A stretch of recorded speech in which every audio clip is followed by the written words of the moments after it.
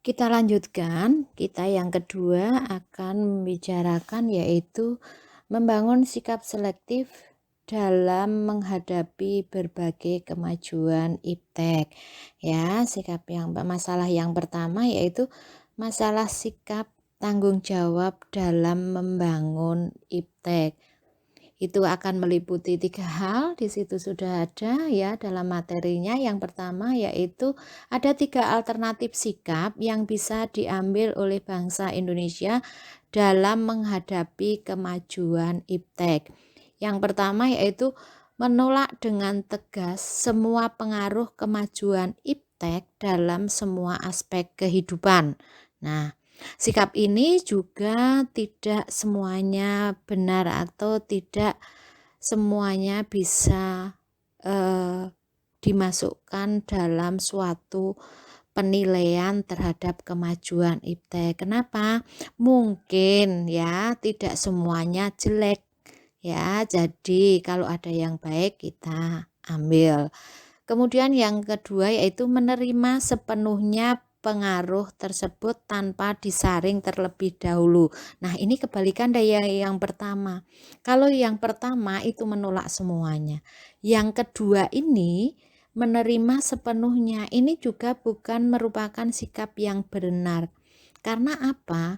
Barangkali dari kemajuan iptek yang masuk ke negara kita itu tidak semuanya baik ya, tidak semuanya baik. Oleh karena itu ya, kita ambil yang baik saja, bukan menerima sepenuhnya. Kemudian alternatif sikap yang ketiga yaitu bersikap selektif terhadap pengaruh kemajuan iptek tersebut.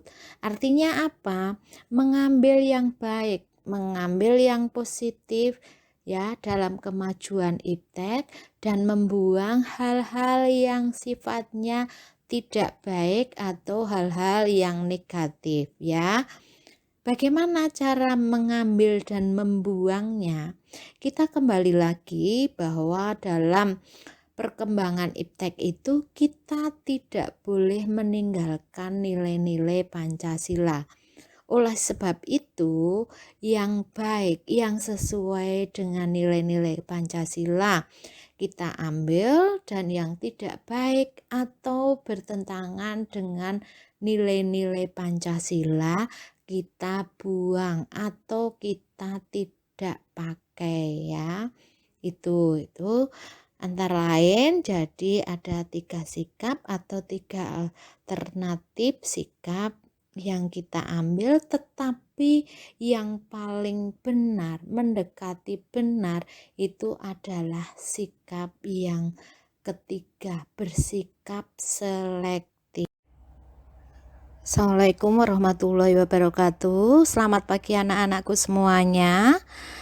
Memasuki semester genap, kita akan mengawali pelajaran PPKN dengan memulai kompetensi dasar 3.24, yaitu mengenai pengaruh kemajuan ilmu pengetahuan teknologi terhadap Negara Kesatuan Republik Indonesia. Ya, nanti dalam KD ini kita akan membicarakan 2 hal, yaitu pengaruh kemajuan iptek terhadap Negara Kesatuan Republik Indonesia, dan yang kedua yaitu membangun sikap selektif dalam menghadapi berbagai kemajuan iptek. Dalam pengaruh kemajuan iptek terhadap Negara Kesatuan Republik Indonesia nanti akan dideskripsikan mengenai pengaruh positif kemajuan iptek bagi kehidupan bermasyarakat, berbangsa, dan bernegara pada aspek politik, ekonomi, sosial budaya, hukum, pertahanan, dan keamanan. Kemudian yang kedua nanti akan kita bicarakan pengaruh negatif kemajuan iptek bagi kehidupan bermasyarakat, berbangsa, dan bernegara pada aspek politik, ekonomi, sosial budaya, hukum, pertahanan, dan keamanan. Kemudian yang kedua, nanti dalam materi membangun sikap selektif dalam menghadapi berbagai kemajuan iptek akan bisa kita deskripsikan. Yang pertama yaitu masalah sikap tanggung jawab dalam pengembangan iptek. Kemudian yang kedua yaitu akan kita bicarakan mengenai mengutamakan sikap selektif terhadap pengaruh kemajuan iptek pada aspek politik, ekonomi, sosial budaya, hukum, pertahanan, dan keamanan. Itu beberapa yang akan kita bicarakan dalam materi KD 3.24 ya. Tolong materinya disiapkan, disimak, nanti segera kita mulai. Barangkali ada yang bertanya, silahkan ditanyakan. Yang belum jelas segera ditanyakan. Begitu ya. Kita lanjutkan yaitu mengenai pengaruh negatif iptek bagi kehidupan bermasyarakat, berbangsa, dan bernegara. Yang pertama kita tinjau dari aspek politik ya, seperti dikemukakan di atas bahwa yang kaitannya dengan nilai-nilai politik yaitu keterbukaan, kebebasan, dan demokratisasi tidak menutup kemungkinan akan disalahartikan oleh masyarakat Indonesia. Akibatnya hal tersebut terjadi akan menimbulkan terganggunya stabilitas politik. Karena apa? Sekarang era keterbukaan, ya, kebebasan dan demokratisasi, rakyat bisa mengakses sendiri dari berbagai media karena adanya kemajuan iptek tersebut. Ya toh? Kemudian apa? Kalau tingkat pemahaman orang per orang itu berbeda, otomatis apa? Ya, belum tentu yang diambil, yang dilihat, yang dibaca dari media itu sesuai dengan kepentingan negara. Akan terjadi kesalahpahaman. Nah, itu yang kadang nanti disalahartikan oleh masyarakat ya. Oleh sebab itu kaitannya dengan politik ya, kita harus selalu mendasarkan pada ideologi Pancasila ya, berdasarkan nilai-nilai Pancasila. Karena apa? Di dunia ini ada dua ideologi besar ya, yaitu ideologi komunis dan ideologi liberalis. Ya, kalau kalian membaca yang kaitannya dengan politik, dengan ideologi, ya itu harus hati-hati. Ya, karena apa? Jangan sampai salah arti, salah pengertian, karena itu nanti akan berpengaruh dalam kehidupan politik. Ya, di sini sudah dijelaskan bahwa para pelaku gerakan tersebut pada umumnya merupakan orang-orang yang terampil dalam memanfaatkan teknologi. Ya, jadi teknologi di dalam politik itu tidak boleh disalahgunakan ya. Kalian baca yang kalian memang tahu dan itu merupakan konsumsi seusia kalian.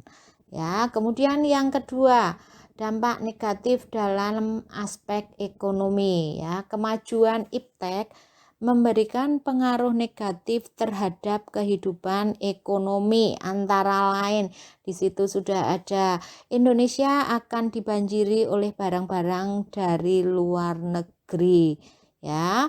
Dengan demikian ya, kalau kualitas yang ada ya, kualitas dalam negeri tidak lebih baik daripada yang datang yang membanjiri Indonesia, nanti Indonesia bisa kalah bersaing dengan barang-barang yang masuk ke Indonesia. Oleh sebab itu, untuk mengantisipasi dalam hal ini yaitu kita harus mau belajar untuk menjadi lebih baik agar tidak kalah bersaing dengan apa yang datang dari luar negeri. Kemudian yang kedua yaitu cepat atau lambat perekonomian negara kita akan dikuasai oleh pihak asing. Seiring dengan makin mudahnya orang asing menanamkan modalnya di Indonesia. Kita harus ingat bahwa sekarang kita sudah masuk dalam era globalisasi. Jadi artinya globalisasi itu tanpa batas ya, terasa dekat antara negara yang satu dengan negara yang lain. Oleh sebab itu akan terjadi pasar bebas. Kalau terjadi pasar bebas itu otomatis adanya persaingan bebas ya. Persaingan bebas nanti akan mengakibatkan pelaku ekonomi kita ya itu belum tentu semuanya menang, tapi ada yang kalah ya. Bahkan kalau kalah nanti bisa ibaratnya menekan kehidupan ekonomi, tidak akan menjadi yang lebih baik. Kemudian yang ketiga yaitu pemerintah hanya sebagai regulator ya. Regulator itu pembaharu dari peraturan-peraturan yang kaitannya dengan kehidupan ekonomi ya. Mekanismenya akan ditentukan oleh pasar, padahal seperti itu ya. Dalam hal ini hukum pasar mungkin Anda lebih tahu lebih banyak ya. Kemudian sektor-sektor ekonomi rakyat yang diberikan subsidi semakin berkurang ya. Sebetulnya ekonomi rakyat yang paling dekat dengan kehidupan ekonomi masyarakat adalah koperasi. Tetapi dalam perkembangannya ya di dekade dasawarsa terakhir itu bahwa koperasi ada sulit berkembang ya. Penyerapan tenaga kerja sedikit. Karena apa? Kita tidak berusaha meningkatkan peran koperasi itu di dalam masyarakat. Ya, kita lihat saja yang terjadi di sekolah kita. Ya, dulu di era tahun 90-an ya Ibu masuk mengajar pertama kali di SMK 1 Depok itu koperasi siswa masih ada. Ada jurusan koperasi, tapi lama-lama jurusan koperasi itu hilang. Ya, di 2000-an itu ke sini itu jurusan koperasi hilang. Termasuk juga akhirnya yang namanya koperasi siswa itu hilang. Ibu pernah mencoba memodali siswa untuk menghidupkan kembali koperasi siswa ya, saat itu dengan modal 2 juta ya, jualan pulsa dan lain sebagainya, alat tulis. Tapi ternyata apa? Hal yang seperti itu tidak menarik di kalangan siswa. Anak-anak sekarang lebih senang belanja keluar ya. Karena apa? Mungkin lebih menyenangkan daripada belanja di sekolah. Itu pengaruhnya iptek. Karena apa? Iptek sudah ibaratnya hidup di badan Anda melihat TV, melihat internet, baca IG dan lain sebagainya. Oh, ternyata ada barang seperti ini adanya di luar sekolah. Nah, itu contohnya saja ya. Udah paham ya? Kemudian yang ketiga yaitu aspek sosial budaya. Ada beberapa hal. Nah, itu tadi kaitannya dengan bidang ekonomi. Karena kemajuan iptek, Anda lihat IG, lihat TV ya, medsos yang lain, akhirnya apa? Akan memunculkan gaya hidup yang konsumtif ya. Kadang seperti itu, aku pengen beli sepatu yang seperti ini ya, padahal sepatu itu untuk kepentingan sekolah cukup yang sederhana ya, sepatu hitam. Baju seragam sekolah sudah ada. Sebetulnya seperti itu, tapi karena kita terbentuk dengan adanya iptek ya, maka hidup kita bisa konsumtif. Tapi saya berharap nanti kalau Anda lulus bekerja, tolonglah ya, tidak konsumtif sekali. Kemudian munculnya sifat hedonisme, ya. Kenikmatan pribadi dianggap sebagai suatu nilai hidup tertinggi. Padahal itu tidak, ya. Nilai hidup tertinggi adalah apabila kita bisa memberikan sesuatu yang kita miliki, yang kita dapat itu untuk orang lain. Itu sebetulnya nilai hidup yang tertinggi, ya. Tapi kadang kita tidak. Kita selalu memaksakan bahwa apa yang saya inginkan secara pribadi itu harus kita dapat, ya. Contohnya banyak sekali, ya. Nanti Anda mungkin bisa merasakan sendiri. Kemudian adanya sikap individualisme, ya, mementingkan diri sendiri, memandang orang lain, ya, tidak ada dan tidak bermakna, ya. Itu tolonglah arti sebuah, ya, sikap perbuatan apabila kita bisa berbuat sesuatu yang baik kepada orang lain, ya. Kita tidak harus individualisme, hilangkan itu, ya. Bisa kita mulai terbentuk karena apa? Kita secara kodrati itu mempunyai dua kedudukan, ya, sebagai makhluk individu atau makhluk pribadi dan sebagai makhluk sosial. Sebagai makhluk sosial, ya, sebagai makhluk sosial, kita tidak mungkin lepas dari orang lain karena masyarakat, ya, di mana kita hidup, kita merupakan bagian dari masyarakat tersebut. Kemudian munculnya gejala westernisasi, ya, gejala hidup atau gaya hidup yang selalu berorientasi kepada budaya barat, ya, seperti meniru model pakaian, ya, model pakaian yang seperti apa gitu. Padahal kita sebagai orang Timur, sebagai orang Indonesia itu mempunyai nilai-nilai yang khas bagaimana cara berpakaian kita.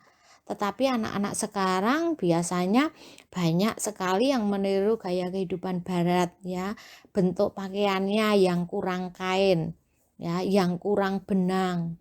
Itu antara lain, nanti Anda lihat sendirilah. Sampai kalau ibu itu jalan, kalian nggak pakai kerudung seperti halnya pada waktu sekolah, sampai ibu itu nggak bisa apa ya, ini siapa, ya, nggak bisa. Kalau orang Jawa bilang niteni, ya.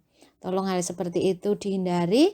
Kemudian memudarnya semangat gotong royong, solidaritas, kepedulian dan kesetiakawanan sosial.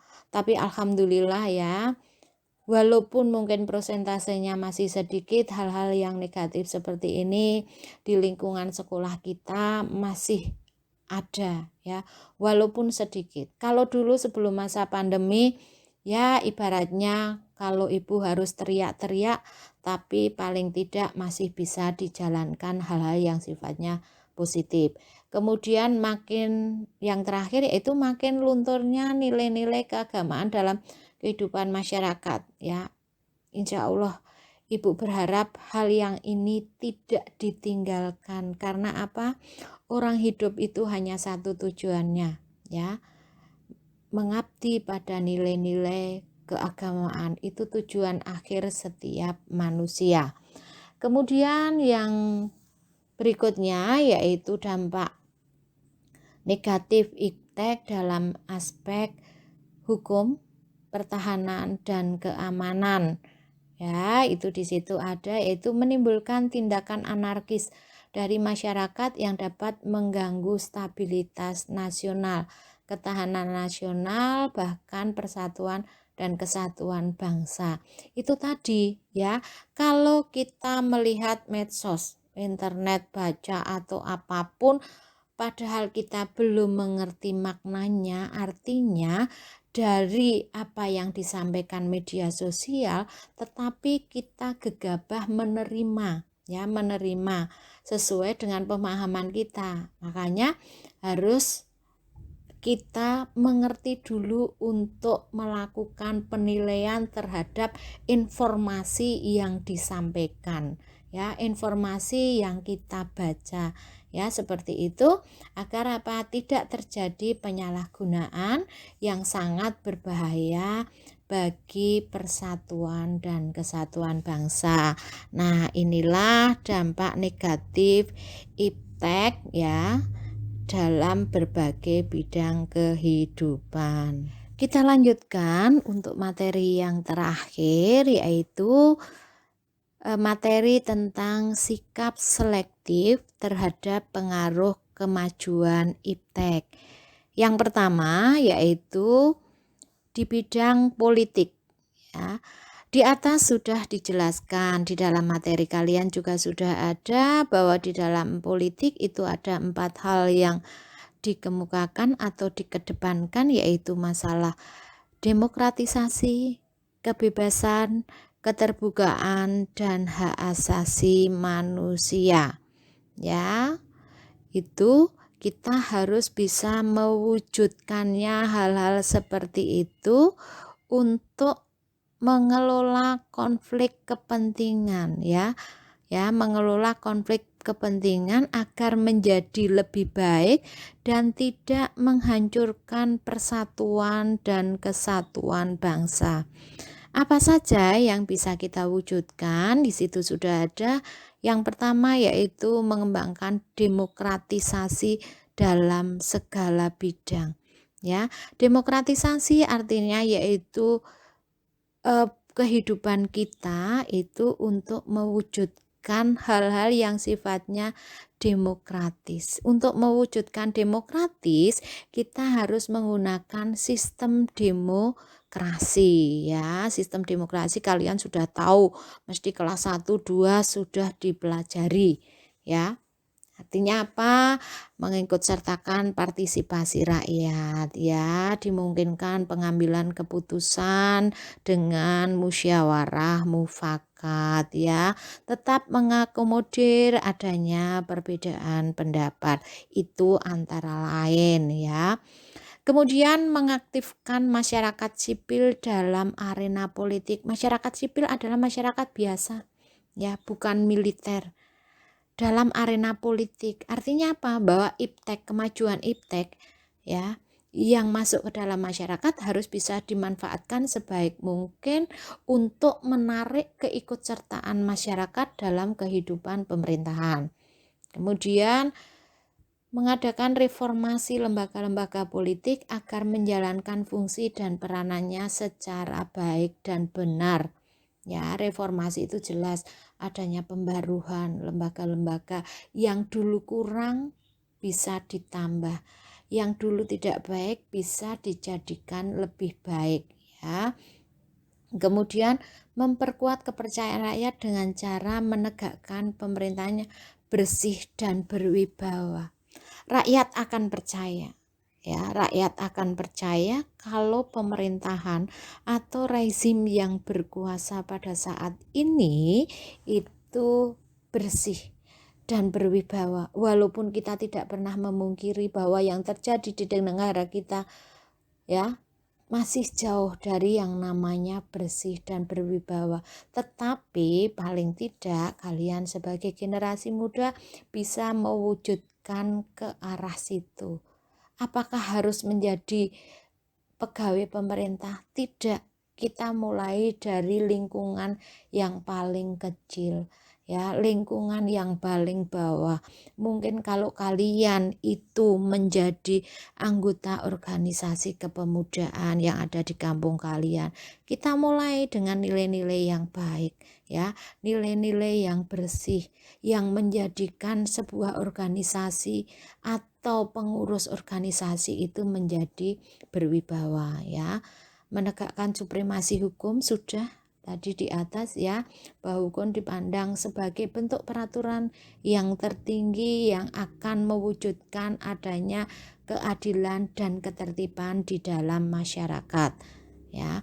Kemudian memperkuat posisi Indonesia dalam kancah politik internasional ya, antara lain kita tetap menjadi anggota PBB, kita tetap menjadi organisasi-organisasi yang sifatnya regional. Kalau kita di kancah ya, di kancah politik internasional kita ya, kita tercatat menjadi negara yang ikut berpartisipasi, insya Allah semuanya akan mendapat dukungan kalau kita mengalami suatu musibah seperti halnya sekarang ya, sekarang di masa pandemi, vaksin yang nanti mulai minggu depan, mulai bulan-bulan Januari ini akan disuntikkan atau diberikan kepada masyarakat bisa bersifat gratis ya. Karena apa? Secara dunia ada sebagian besar vaksin yang didapat itu juga gratis, jadi bisa ditransfer ke masyarakat ya, itu lebih baik. Jadi kita harus selalu mengikutkan diri dalam kancah internasional. Kemudian selanjutnya yaitu sikap selektif terhadap pengaruh kemajuan iptek di bidang ekonomi ya. Sebetulnya di bidang ekonomi kita punya pijakan yang kuat untuk perkembangan ekonomi nasional, yaitu kita memiliki pasal 33 ya, pasal 33 itulah yang merupakan dasar sistem ekonomi Indonesia. Nanti dibuka kembali pasal 33 ya, diingat kembali, di situ ada koperasi sebagai penyangga utama ya, dan lain sebagainya, ada 1, 2, 3 ya, ayat sampai hasil bumi dan lain sebagainya. Itu di sini dijelaskan dikembangkan untuk memperkuat produksi domestik untuk pasar dalam negeri sehingga memperkuat perekonomian rakyat. Oleh sebab itu Ibu bersyukur sekali, terima kasih kalau di antara kalian ya dalam masa PJJ seperti sekarang ini Anda ikut berjualan secara daring. Nah, membentuk pasar yang mengembangkan kondisi ekonomi di antara kalian sendiri ya. Kalau Anda di kampung Anda ada yang namanya UMKM dan lain sebagainya, marilah kita dukung ya untuk memperkuat soko guru perekonomian Indonesia. Kemudian pertanian dijadikan prioritas utama karena mayoritas penduduk Indonesia bermata pencaharian sebagai petani. Oke lah yang seperti itu ya, yang seperti itu karena memang sebagian besar kita adalah bertani. Dari 942 siswa, mungkin lebih dari 50% mata pencaharian orang tua adalah bertani ya. Tidak perlu merasa rendah diri dan lain sebagainya karena memang asal usul nenek moyang kita, walaupun katanya seorang pelaut, di samping itu adalah kita sebagai petani ya, kita sebagai petani. Hanya saja kadang kebijakan atau regulasi dalam bidang perekonomian itu tidak selamanya menguntungkan kehidupan petani. Nah, itu nanti sebagai masukan ya. Kemudian industri haruslah menggunakan bahan baku dari dalam negeri sehingga tidak bergantung impor dari luar negeri. Ini harus kita usahakan secara maksimal agar pasar dari luar tidak semuanya masuk ke Indonesia, walaupun kita hidup dalam era globalisasi, tetapi paling tidak kalau ekonomi dalam negeri kuat, rakyatnya nanti akan bisa meningkatkan kesejahteraan itu. Kemudian diadakan perekonomian berorientasi pada kesejahteraan rakyat. Jelas ya, kalau sebetulnya kita mengusahakan sekarang sistem pandemi seperti itu, sebetulnya banyak sekali program-program ekonomi yang mengarah pada kesejahteraan rakyat. Ya, oleh sebab itu yang harus dimotivasi adalah kemauan rakyat untuk meningkatkan kesejahteraan ya. Tuh. Kemudian tidak tergantung pada badan-badan multilateral seperti pada IMF, Bank Dunia dan WTO ya, World Trade Organization. Itu antara lain tidak bergantung karena apa? Kita harus berusaha di atas kaki sendiri. Kalau falsafah dulu seperti itu, kita berusaha sendiri. Kalau memang kita sudah berusaha secara maksimal dan kita belum berhasil, itu baru kita minta bantuan orang lain ya. Bantuan orang lain itu bukan berarti kita selalu meminta sementara kita belum berusaha. Kita berusaha dulu secara maksimal, baru kalau tidak mendapatkan sesuai apa ketentuannya, kita baru minta bantuan dari orang lain atau negara lain. Kemudian mempererat kerjasama dengan sesama negara berkembang untuk bersama-sama menghadapi kepentingan negara-negara maju. Itu jelas kita sudah melakukan. Kemudian yang terakhir yaitu sikap selektif terhadap pengaruh kemajuan di bidang sosial dan budaya ya. Itu apa saja yang bisa kita lakukan. Sikap-sikap itu antara lain di situ ada terbuka terhadap inovasi dan perubahan ya, tetapi dengan tetap selalu selektif sesuai dengan nilai-nilai kita. Berorientasi pada masa depan daripada masa lampau. Jadi artinya gimana? Logikanya gimana? Kita menerima karena itu untuk kemajuan kita di masa depan ya. Kenapa? Ya, kenapa itu berorientasi pada masa depan? Karena berorientasi pada masa depan tujuan kita adalah meningkatkan kesejahteraan hidup. Bagaimana kesejahteraan hidup itu bisa terwujud? Antara lain kita bisa memanfaatkan kegunaan iptek, kemajuan iptek secara positif ya. Kalau kita sudah memanfaatkan iptek ya, caranya bagaimana lagi? Ya, kita selalu menghargai pekerjaan dan prestasi. Di dalam pekerjaan itu ada prestasi. Tidak ada prestasi kalau kita tidak ada pekerjaan dan motivasi diri. Itu antara lain seperti itu, ya.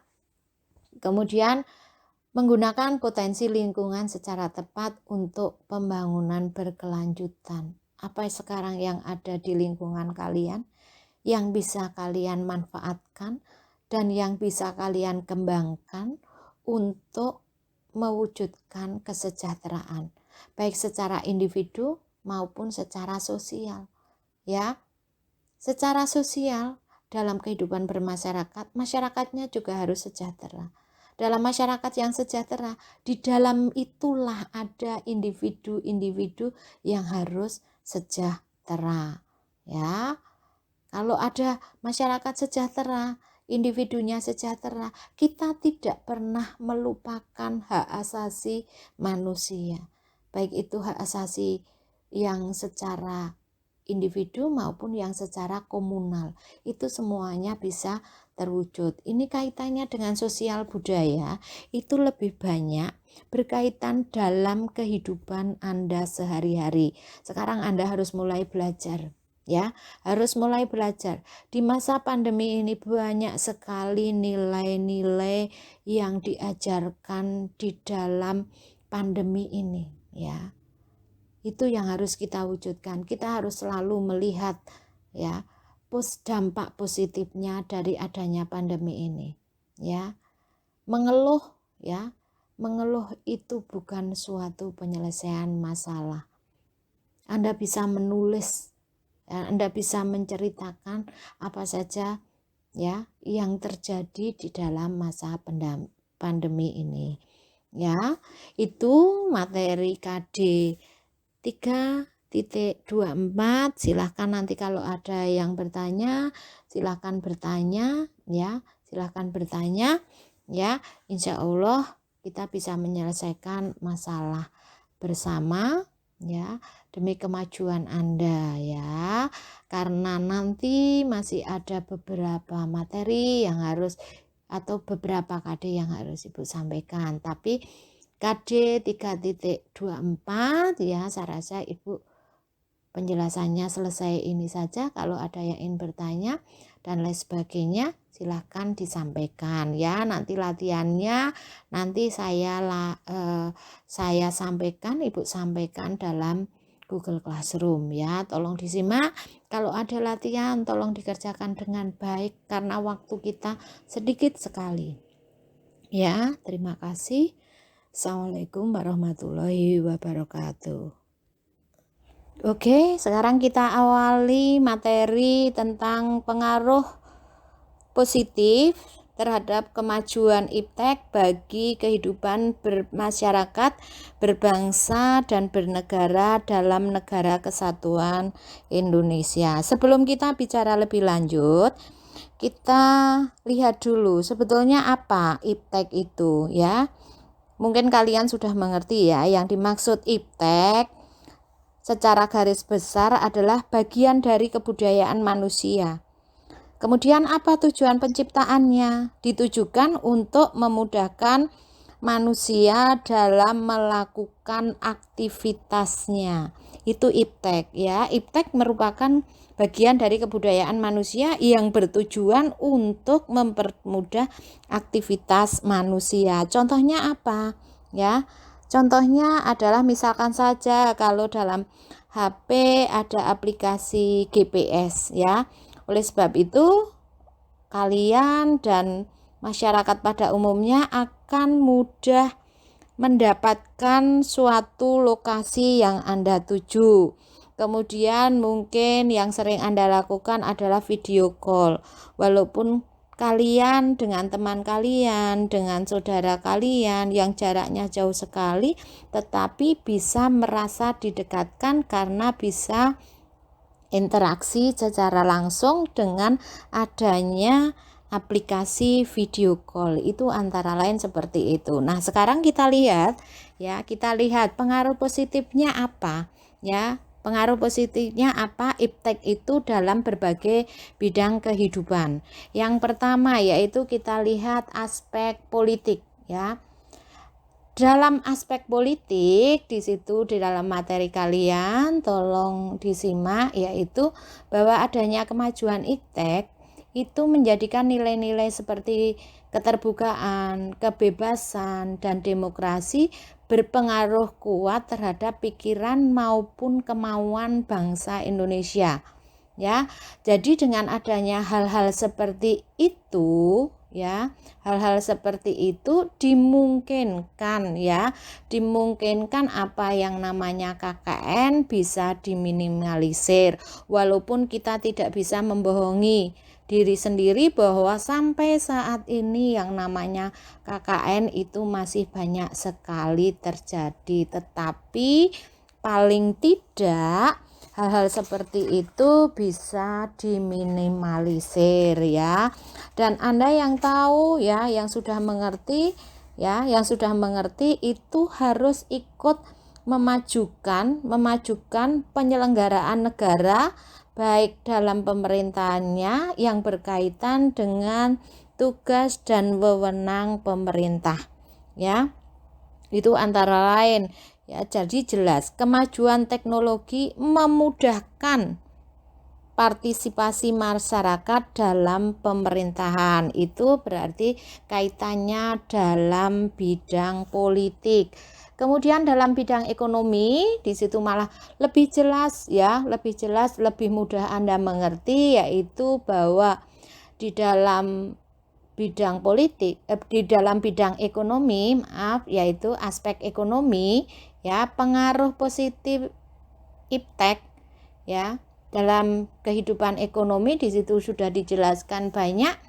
Meningkatnya investasi, kemudian terbukanya pasar internasional bagi hasil produksi dalam negeri, kemudian mendorong pengusaha untuk meningkatkan efisiensi dan menekan biaya yang sangat tinggi, kemudian kesempatan kerja yang mendatangkan devisa bagi negara. Kemudian adanya peningkatan kemakmuran masyarakat, penyediaan dana tambahan, dan produktivitas dunia industri, dunia usaha semakin meningkat ya. Karena apa? Dengan adanya kemajuan iptek itu yang sebelumnya bisa belum maksimal, sekarang dengan kemajuan iptek itu bisa lebih maksimal ya. Anda ingat kembali waktu Anda dulu setahun yang lalu melaksanakan kunjungan industri ya. Kemajuan iptek di situ sangat jelas sekali. Kemudian untuk aspek sosial budaya ya. Dampak positifnya apa di dalam aspek sosial budaya? Itu antara lain ya, di situ sudah dijelaskan, yaitu dengan munculnya internet, kemudian alat-alat komunikasi yang canggih ya, itu akan meningkatkan kehidupan sosial budaya akan lebih maju. Karena apa?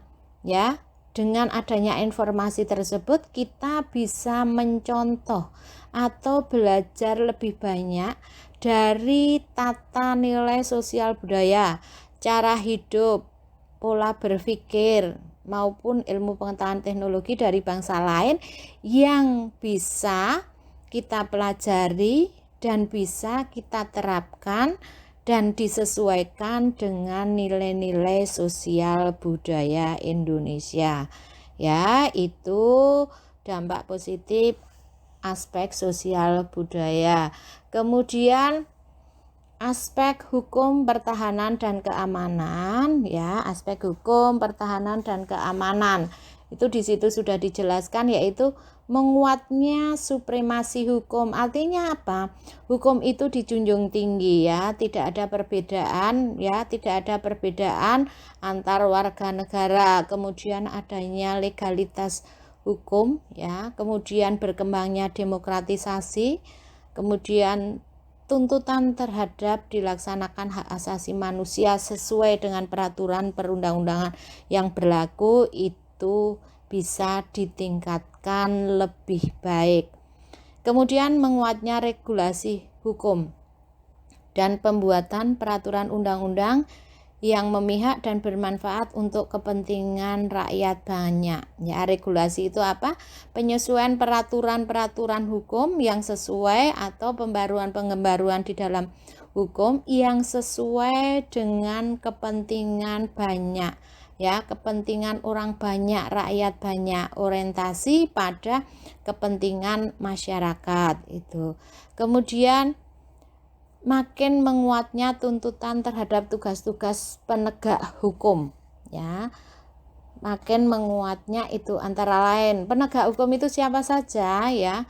Semester kemarin sudah kita bicarakan, ada polisi, jaksa, dan hakim ya, yang lebih profesional, transparan, dan dapat dipertanggungjawabkan. Kita contohkan yang sekarang. Kita sekarang belum lepas dari masa pandemi, tetapi apa? Semua proses hukum bisa dilaksanakan dengan tidak harus tatap muka, tetapi bisa dilaksanakan secara daring ya. Itu menampakkan jelas bahwa kegiatan-kegiatan dalam bidang hukum, pertahanan, dan keamanan bisa ditingkatkan kualitasnya dengan adanya kemajuan iptek itu. Kemudian yang terakhir itu menguatnya supremasi sipil dengan mendudukkan tentara dan polisi sebatas penjaga keamanan, kedaulatan, dan ketertiban negara. Artinya apa? Supremasi sipil itu artinya adalah masyarakat biasa. Ya, di situ menunjukkan berarti apa? Dengan kemajuan iptek itu apresiasi dari masyarakat itu bisa ditingkatkan, partisipasinya bisa ditingkatkan ya, dengan adanya kemajuan iptek. Jadi tidak melulu dari petugas hukum atau penegak hukum ya, penegak kepentingan kedaulatan negara. Itu antara lain karena adanya supremasi, jadi diakui ya, itu antara lain. Jadi ada beberapa hal yang nanti bisa ditanyakan juga, kalau belum jelas bisa ditanyakan. Itu antara lain dampak positif dari kemajuan iptek ya.